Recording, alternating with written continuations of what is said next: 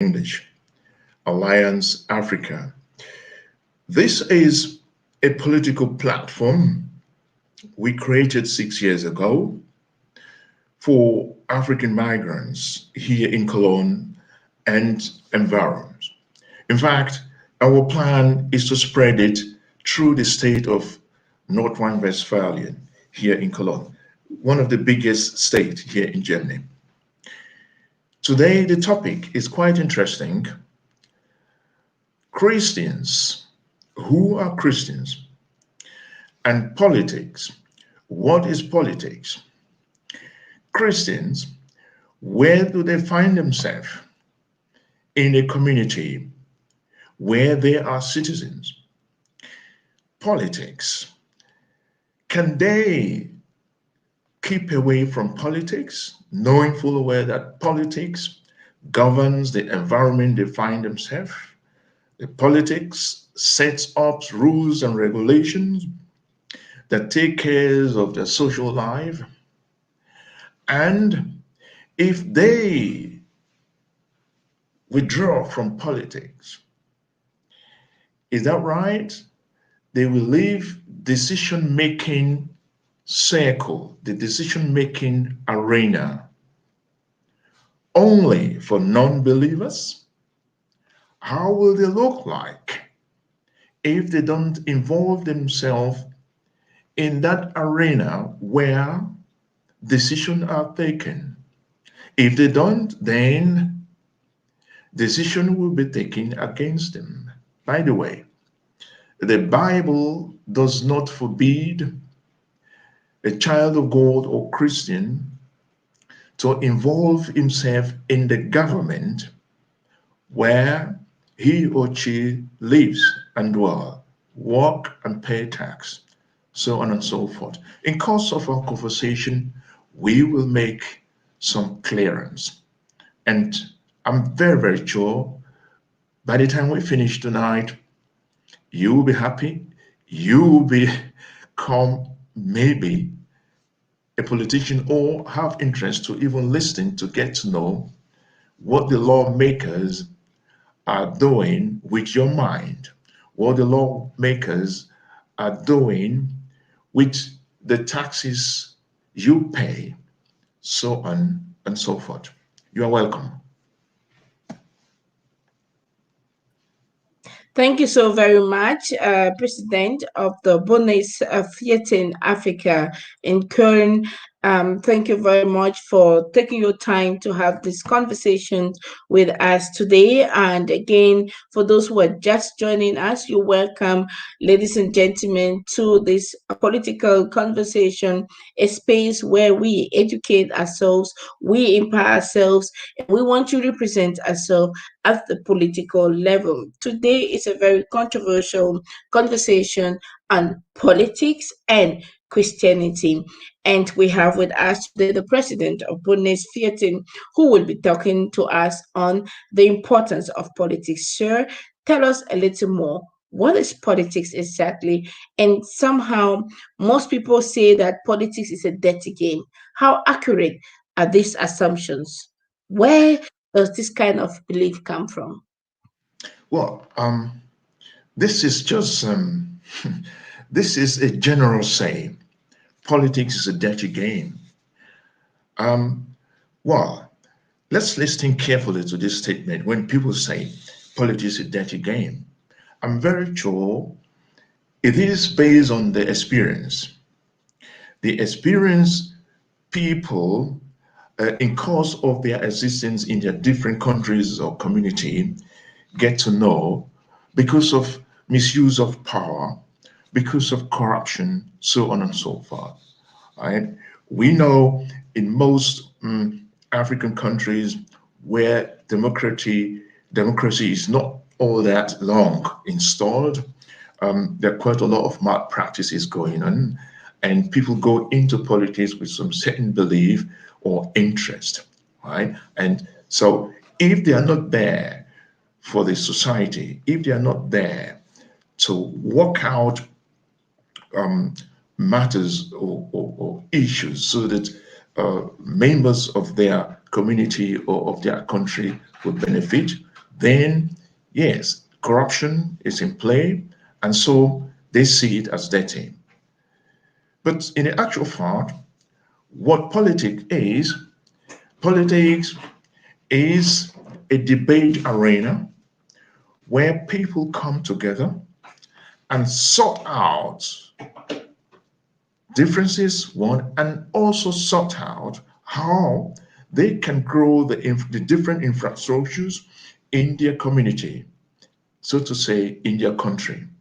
They will develop their social environment, they will develop their environment, so to say, and they will develop their technology, all infrastructures they need to develop their society so that the oncoming generation will also see and learn and they move on. So this is where they go in, they will debate, take decision, they will go in, they will debate, formulate laws, they will go in, they will debate and create rules and regulation that will govern them, right? So it is clear politics is management of people and their resources. It is also stated in the Bible that God has created the earth for we human beings, and He has asked us to go and take dominion.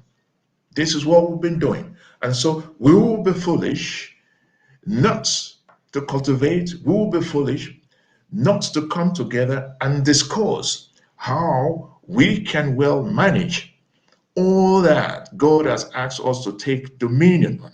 So that is politics. Anything other than that would be corruption. Anything other than that, it is that what you have mismanaged, which you are saying or naming as dirty. Wow, amazing. Politics is management of people. But this is this is very contradictory, because if politics is the management of people, and we know that the very first assignment we all have is the assignment to manage, be it managing the people, manage businesses, manage whatever, we all need managerial skills. Now, I remembered some years back when I got involved in political affairs and candidated for the municipal elections. It was for many people like a kind of taboo. And many people questioned me, how can the wife of a pastor become a politician? And I remember to say that, well, thank you for reminding me that I'm the wife of a pastor. I'm not even the pastor. So I'm the wife of, and so I'm just doing the call that I've been called to. But for some reasons, I decided to step down to so that I thought at one point that I wasn't right, right? My mind was not insane. My mind was not sane. Now, when I listen to the discourse of many of these very people who were really who disagreed, they have changed their mind and their mindset. My worry is this: now they have changed. But question, what about the many people that have misled not to fulfill the very purpose for which they were born? Because I am convinced that we have leaders, we have pastors, we have teachers, but we also have politicians that are born politicians and Christian. And therefore, my question to you, sir, how do we reconcile being a Christian and a policymaker? You see, you said it all. Now, somebody who was born a Christian and talented as a politician. So, what do you think? How will he live to perform just to do one part and leave the other one? It's not possible. Definitely, he will go into politics, right? So, he will be the first person to go into the Bible and research, and he will find places that will encourage him to go into politics. So, number one. Number two, we need to talk about awareness of the people in the community. If They're so dormant. If they are not enlightened, right? And they come up with rules like, how can you, a wife of a pastor, go into politics? Whereas they're living in an environment where it is totally politics. All right? Don't forget, we have the CDU, Chris Democratische Union. We have the CSU, all right? For those English, it's a CDU. And then we have the CSU, CSU. Yeah, all these are Christian parties in Germany, and they've been there for years. All right. So we have Catholics in there, we have the evangelists in there, the Protestants, so on and so forth. And you know what? Those Christians who want to go into politics, they do it. And now it is also their decision to see if they, when they are in politics, that they really want to belong to the Christian Democratic Party. All right. So that combination is what they will now use to take care of their citizens, their society. They make sure that the Christian rules, the Christian lives are well taken care of. Yeah. Now, if you look at what is going on in the world, an example in Nigeria, that's you know, the believers in one denomination are killing the other ones. So matters like this will be well taken care of. I'm very sure if Christians were in government in such countries. You see, so it is a thing that goes side by side. We should be clear in mind that whatever we want to do for our society, be a Christian, you can do it, but it is not your portion to criticize a Christian who has a affinity for politics, as long as it's not corrupt, as long as it's not coming to tell you anything that is out of the Bible, then you have to see that gentleman or that lady as a Christian politician and encourage such a person. Don't discourage such a person, because such a person is out there in the politics and creating infrastructures for you and your family, making sure that your child attends school and have a good qualification. Because a Christian, when you go to the church and you want to do your spend I say um spend help me out. Well, and Your well, a donation. donation, yeah, donation, yeah. You see, so you don't get that money from I don't know, you don't pluck it from the tree.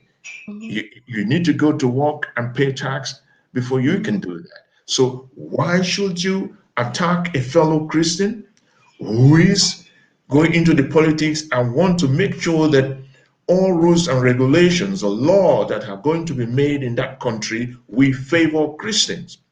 This is happening already in Nigeria. The vice president, Nigeria is a Christian. As far as I know, is from the Redeemed Christian Church of God. You see, so what is wrong over there? And the president himself is a Muslim. Yeah, what is going on there is he needs to see that his fellow Muslim people are fair and well. Right? So we have to weigh it and get the good out of it. So nobody is stupid of doing what he or she wants to do. What we need to do is to do it right and don't be corrupt in our do attitude, in our creation, in our society. do it right and don't be corrupt. So, don't you think that maybe this is the reason why many Christians have been discouraged to do politics because of the fear of being corrupt? And if so, my question will be, how can we help African people understand the importance of politics, especially in their newfound home? Because amazingly, the politics also affect the decisions of the church. Now, let's take, for example, the COVID-19. It is Right. a politics that said you are not going to go to church, right? You Yeah. will not do, you will not serve, you will not go to serve God in the church, right? Mhm. Now, so how do we encourage? How do we strengthen? How do we help? How do we support um, Christians to understand the importance of politics in their newfound home? Yeah, it's enlightenment. We need to enlighten them.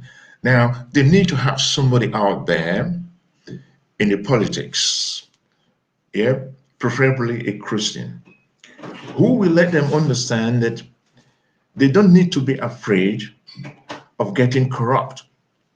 Now, getting corrupt is a thing. If you want to get corrupt, well, it's up to you. Nobody is pushing you to be corrupt because you've had politicians that are corrupt. No, that is not how to reason. So all you want to understand is that politics is people who have come together and are there to look after the affairs of their fellow citizens. Period.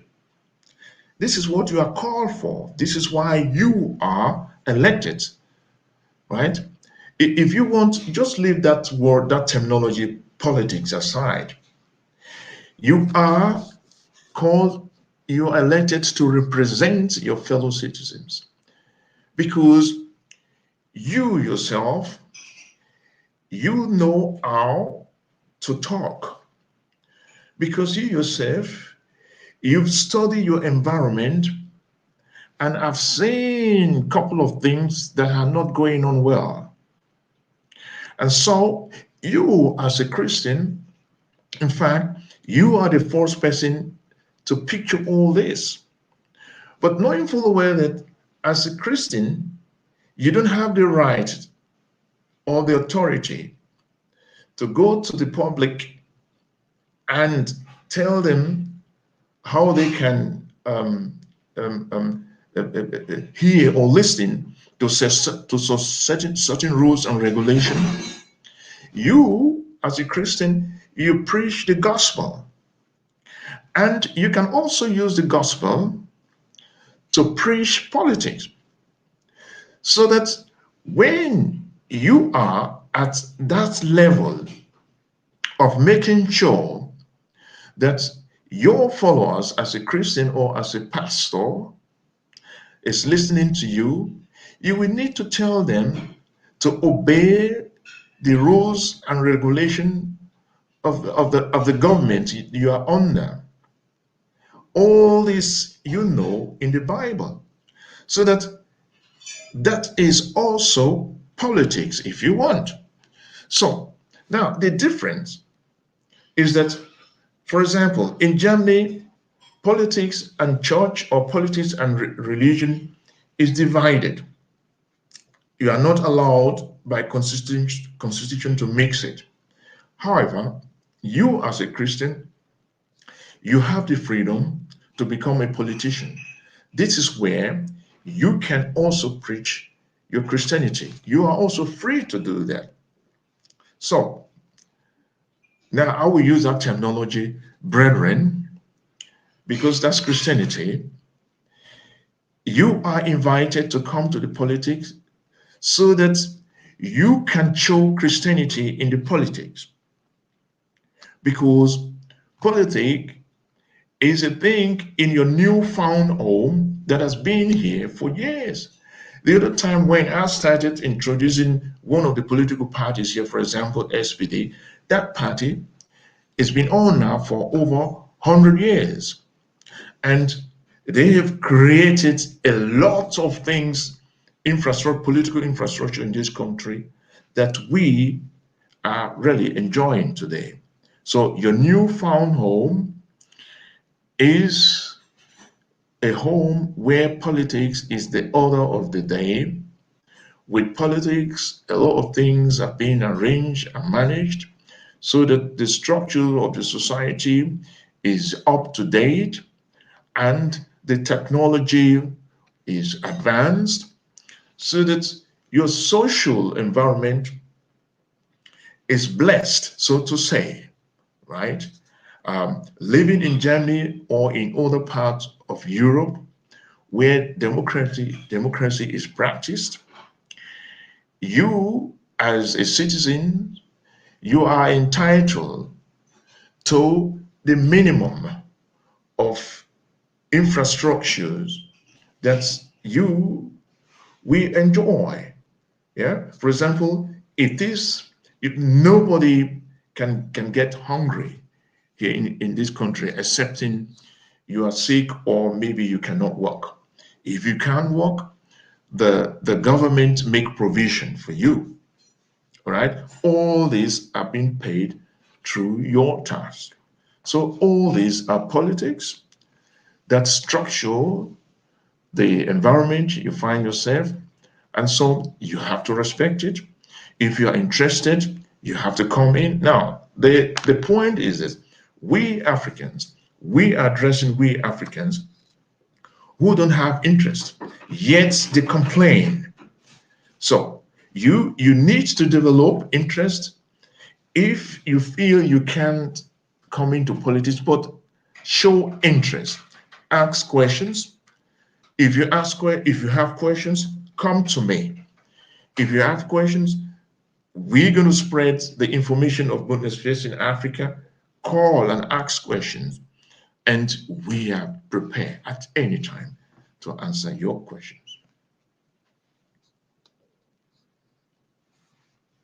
Thank you very much, sir, for this elaborate answer. Therefore, being a Christian, politician Christian, it's not a sin. Now, my next question will be, you've already elaborated on that. How can youth, now let's go to youth, because I think that we can still solve the matter, the problem, the challenge, and by getting youth involved. And this will be our biggest challenge, our biggest work. Youth in the African continent make more than 60% of the population, and they shy away from politics because of also such kinds of information. One, they think that they are too small to take actions and decisions, and so they shy from politics. And we are saying that there is no age, gender, and color to start doing politics, because politics is a management on the art of managing diverse people with diverse interests. And if we Christians shy away from politics, politics will still meet us anyway, because it is already meeting us, by the way. The example with COVID-19 was just to tell us that, well, it is politics that decided, policymakers decided that the church will not meet and they are not allowed to meet. So, Yeah. and if Christians maybe were all involved in it, maybe it would have been a different approach. Who knows? But we are all shying from there. And my concern is now with the young people, because I know we can do a lot. We can still get them involved, get them attracted. And therefore, the question is, how can youth get involved in politics at their young age? Let's say the age of 10, 11, 12, 13. We have young people getting involved. How do we encourage them? How do we create that kind of awareness amongst our community so that young people understand what politics is all about and get involved in politics? Well, it begins from home. It begins from the family.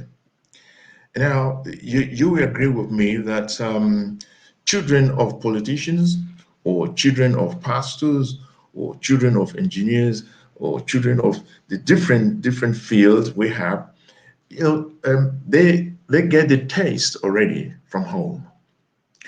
So, but we find ourselves in a society like Germany or other part of Europe that people or children are told at an early age how the environment is structured, right? If we compare to Africa or series of other countries in that continent, we are mostly to a greater percentage, traditionally inclined in our reasoning or what we do. All right. So, but and tradition is totally something different compared to politics or government structure. Right.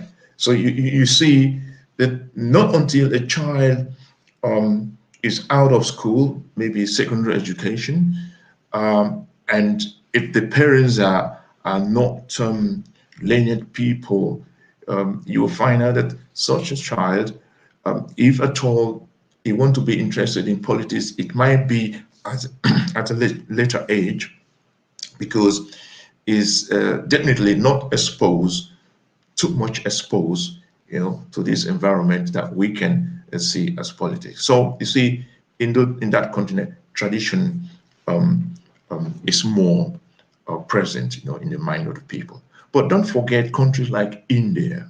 We know India is one of the oldest democracies in this world. You see, based on the pioneers back then, people like Gandhi and all, so they could enforce that spirit in the people, right? And so they move on. Now, the youths, African youths in Germany, by the way, I must tell you that the parties, the political parties in Germany, they start absorbing children as from the age of 14. All right. So quite a lot of politicians we know today, they started at that age already. Some are, they get this spirit from their parents. Some from the school because of their involvement in school politics and all that, and they pick it up from there. So we should be conscious of this fact that we African parents living in Germany, we should know that we are not just here just to make money. Because if we reason that way, look, it will be too bad for our children. What we do, what we talk about always, is that we need to sit down and make some calculation and do some calculation. A young man of 24 comes here from, I don't know, from any corner of Africa, and maybe he came in for studies, or he came in, just to work and make life. And before you know it, he's 30.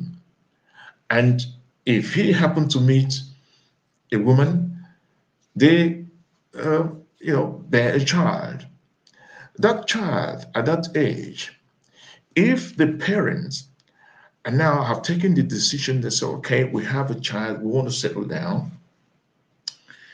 From that very year the child came to life until after 27 years, this is our rough calculation, you will need 27 years to bring up your child in this society.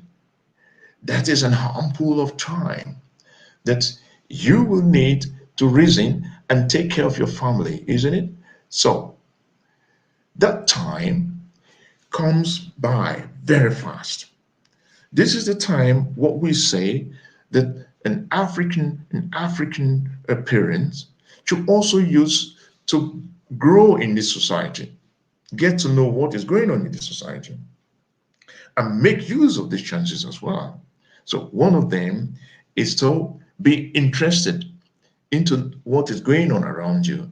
Ask question, what is going on around you? Why is it that every 5 years or every 4 years there's an election? Do you even know that an election is going on? If you know, what is it about? These are all questions, because as an African, you are alone, you are marginalized every day. You face racism every day in this country. And now you want to pay deaf ears to what is going on around you. That is a mistake for the next generation. So young people, you are encouraged. You can start already in your school. Ask questions, ask your teachers, what is politics? What can I do to get in it? So if your parents cannot motivate you to do that from your family, then you can also take this step. Do it. Look for friends in your school and go into internet and Google what is politics or which are the democratic parties in this country. What are they doing? So this is how you get information. Thank you very much, sir. Ladies and gentlemen, you're welcome to the debate, to the conversation. Let's talk politics. And today we are having the president of Bonnes Vierten, Africa in Kern, a political structure that is put in place to support Africans, organization, and to represent the African people in Kern and, of course, also German-wide. And today we are having this conversation: Christianity, politics, and Christianity. And our concern is to be able to attract or make politics attractive for Christians, because so far we have observed in the community that the Christians or the people who call themselves Christian have shied away from politics. And unfortunately, politics still meets us in the church. And our question today is, how do we manage this situation, given the fact that we are all called to manage either the church or manage the society or manage our homes wherever we are? You're welcome, ladies and gentlemen. Do not hesitate to send your questions if you have any questions, or again, your own contributions, your point of view. Please invite a friend, invite a Christian to listen to this conversation. We do not want to bring any paradoxical talks, but we want to clarify and create more awareness, because we know that the church is losing out. So, a question to you. I have observed again in the community and in the society that most organizations have a plan for almost 500 years, 100 years, well structured, well planned. But unfortunately, the church do not have most of the time such plans. So how do we go about that? Is it also because of the lack of political understanding, or it is just being careless? Yes. My question will be, which of the churches don't have plan that you know? I know a couple of churches that have plans. For Mhm. example, the Catholics, they have plans. The evangelists, they have plans for years. I've been working with especially with the evangelists, they have plans for it. But I know some churches that don't have plan. So, which are Unfortunately, those churches that don't yes. have plans? Unfortunately, these are the churches from the continent we come from. All right. And look, I am so happy to talk about this. And I want to reveal some certain things because pastors out there from different denominations of African churches, please listen carefully. A church, I want to let you know that church is an environment where God has brought one or two people together so that we can stand and worship Him and serve Him. And as I said, He has said we should take dominion of the earth. He has created everything there for us to use. So it is our portion to manage and use it. He has not told us that we should go get corrupt. He has not told any pastor to intimidate his or her members. Rather, he has told them, because the pastor is a servant, to bless them. How do you bless your folks? You will need to listen to them. You will need to know how they are faring so on and so forth. And so the plan for the church, now I'm referring to African churches who find themselves here in Europe, in Germany, the country you find yourself, things are planned. It is not just for nothing that you as a church, you are asked to create it as an entity. In German, we say eine Verein. That means it should be a constituted organization, a constituted Christian organization, so that in the first place, you are freed from tax. Churches, you don't pay tax.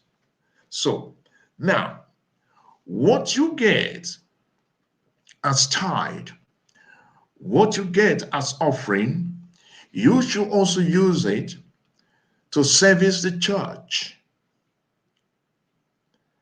So already that is a plan. And you are also, as far as you can, maybe for a week, maybe for a month, to make your plan. How are you going to do your services? How are you going to attend to your members, so on and so forth. In fact, you will also have to care for your members by introducing them to get to know the environment they find themselves. Most of the members of the churches, African churches, quite a lot of them, they are not yet able to speak the language. And so you as a pastor, you have to direct them. You also have to create social infrastructure for them to feel at home, so on and so forth. But the news we are getting, quite a number of pastors, they are doing the opposite. So for that, there's quite a lot of I would put it loss of trust. You see, in fact, quite a lot of members, they are afraid of their pastor because this is the mentality. A pastor is the one, is all and all. No, yes, he is the leader of the house. He needs to be respected, but he cannot use that on the members. There's no way in the Bible where it is stated that a member should be suffering under the pastor for one reason or the other. You see, so we are here. The way the churches in Germany, be it Catholic or evangelist, the way they operate, yes, is different from the way we African operate our churches. But both of us, we want to serve God. But the churches here, the way they are organized, in fact, members of the public, they enjoy a lot. For example, the evangelist church, they have a social organization they call diaconia. The Catholic, they have what they call caritas and others. These are organizations they created to take care of the society. If you are in need, you can go to them, they will advise you in different things. If it is marital issue, if it is a social issue, maybe you are out of accommodation, you are out of job or things like that, they will advise you. And sometimes they even give you some certain financial aid, so on and so forth. You know what? The money, this social organization that is attached to these different churches, the money they use for all this is the tax money. What you go work, you pay tax, and you pay your church tax. I pay church tax. You see, so from this money, they would care for those who are in need. And so all these are plans. All right. So we shouldn't see that politics is something dirty. because all this I'm explaining is also in the politics. In the constitution of this country, there's a space for that, that you, it doesn't matter if you're a Christian, it doesn't matter if you're a Muslim, you will get the benefit because you are a citizen of this country, because you work and pay tax, so on and so forth. So the plan we are talking about is a plan also of God, that you should be upright, that you should manage your house, that you should manage your environment. So who are you? Who am I? If I have that privilege to be a pastor or a leader of a community, that I will stand up and misuse these chances of power that is given to me. Yes, the Bible also says you will get your reward for that. And so for those of us who are pastors, I think we need to check our mind. We need to see what we're doing, and always encourage your members to open your eyes, to ask questions. Where they need answers, you direct them. Don't give them wrong answers. If you don't know answers to their question, please ask for the right answer for the question. And then I promise you, your congregation will grow in a perfect manner. Thank you very much, sir. Amazing conversation. I really appreciate a few words from those who are listening to us. Thank you so much for taking your time and giving us the gift of your time. I am going to go through a few comments here, um, just for us to comment on it, but not to really go into dialogue on that. Christian participation in politics makes it more transparent and accountable to the general public. We need more of that in African political terrain. And I think this is so important. Even I didn't want to comment, but I think this is so important because that takes me to the question of being holistic. Holistic is wholeness, wholeness is character, character is image, and Yeah. image is God. And if we are created in the image of God, we have the character of God, we have the whole attitude of God, then we are holistic, we are complete. It means, therefore, we cannot separate ourselves and say, now I'm in the church, I'm Christian, and then on the public or wherever you are, then you're not a Christian, and so you cannot do politics, or you can only do a particular thing so that you cannot only being only Christian is enough. And so I like this conversation. He says that exactly in the political terrain, you should be able to test your wholeness, or Yes. again, see how if you are really holistic enough to stand firm. Because I have the impression that it is those who really know that they are corrupt already feel that everybody is corrupt, and so they think that they should impose that kind of conversations and not balance the conversation. Of course, we know that not everybody is called to be a politician, but it is not the way it is being presented. So one is always it's been presented like though it is not a good thing. So I think it would be good if we have a balanced conversation to say, hey, if that is a gift of God in your life, pursue it, and we're going to back you up because that is what God has in plan for you. But now I see in most places people talk about politics, and even in the church arena, they mention things like we are not here to do politics and we are not here in a political scenario. And now I'm thinking within me, but if politics is an art to manage people, why then do we separate our entire mind, body, and soul from politics, the management, the art to manage people, or the art of managing people from managing the people that we are having? And so you are right, and I'm taking back from what you said that it is lack of enlightenment, it's lack of awareness, and maybe lack of examples.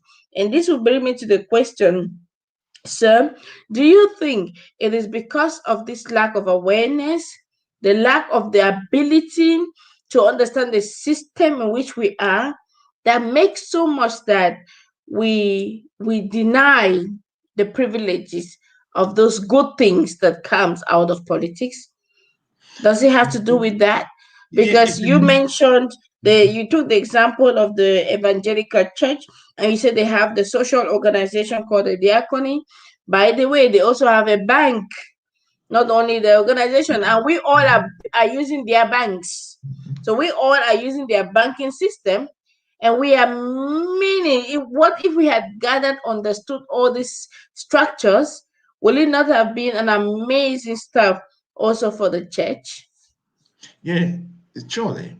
See, I want to. It's a mixture of that. If you're coming from a different culture, there's always a tendency um, to do this comparison, right? And we human beings, we are easily enticed with what um, it is always easy for us. We don't want to work too much hard. Yeah. So now we tend to look at some certain things we find here, and we ask our friends, look, you did that and that. How did you come about it? Right? And then he will say, hey, look, you need to do that and do that, and you'll get that. But he will try it, because of that, he will have difficulties, and at the end of it all, he is not successful. So why? Because the gentleman is just looking for a shortcut. All right. So why not take the time and look at it yourself? You can reason yourself. Right. See. So now the next step is um, I also see it this way, that when we leave our environment to come to Europe, to come to Germany, we are focused. Most of us, we come here, we want to make money, money, money, money, because we want to do that and that and that and that at home. All right. Well, and then most of us will also come here with not proper education. And this society we find ourselves is very, very demanding.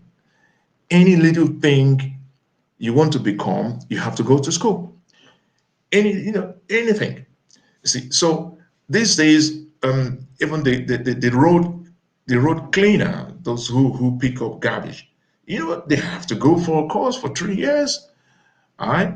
If they don't pass the examination, they wouldn't have their certificate for that, they wouldn't be employed. So getting away with things, getting to rich very fast, this is a problem. But we are here to handle it. That is why we are creating such opportunity to address the public. So right now we are talking about politics, but there are also many other professionals who are handling different type of subjects, so that at the end of it, we will be aware in society we find ourselves. But getting to be aware, we need to listen, because if you stay back and you don't want to contribute, then you will remain there where you are. And so, coming back to the churches that are well organized here in this environment we find ourselves, it also took them time and a lot of energy. It was not done just overnight. See, so we need to be steadfast in our reasoning. We need to pick on to something we have to do and follow it up. I want to make an example, just a short history. Um, there is this gentleman who came from Ghana. His book was just published just recently. Um, um, it's titled Ghanaians, the Ghanaians in Germany. So I haven't read that book. I just got 3 copies this afternoon. He has taken time, based on his experience in this country, how he came, his dreams and all that, that didn't come true. And he got to realize, oh man, these are how things are going on here. And he started from the bottom. And today, he has gathered that information how Ghanaians have been living in Germany, but especially he surveyed those Ghanaians in Hamburg. The story is wonderful. And I will also recommend that for everybody. Maybe we have the time to just put it on here. So these are examples you will come across day in, day out, or just to let you know that Rome was not built in a day, and politics was also not built in a day. But what we are talking here is if you are interested in politics and the African, this will be an opportunity for us to show ourselves in this country. An example is the UK. If you go into UK, before you move an inch, you will see left, right Africans, fellow Africans. And they've created their culture in that country. So wherever you go, any office, any government office, it doesn't matter where you go, you will find Africans.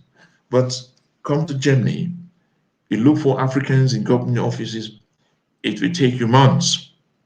You might not even find some. So we want to be present. We Africans, listen, we Africans, we want to be present. We Asians, we want to be present. We Latin Americans want to be present in this society because these are facially people you will see if you're on the street, right? Our white counterparts, you won't see them because they are all white, and this society, they say it belongs to them, but I say it differently. It also belongs to me because after all this time spent here, this is also my country, and so I want to live up to it. I want to stand up and speak up. Yeah, I want to spread my wings in the parliament when I'm sitting there, I'm talking to them. And you know what? They also listen to me because now they see me here, Mr. Eli Abeke. By the way, they know me also as a Christian. Yeah, you see that? So it is clear that in politics, the opportunity you have is to speak out. And you know Exactly. what? Exactly. Politics is to speak out. Speak out. By the way, in this country, you can also speak your language.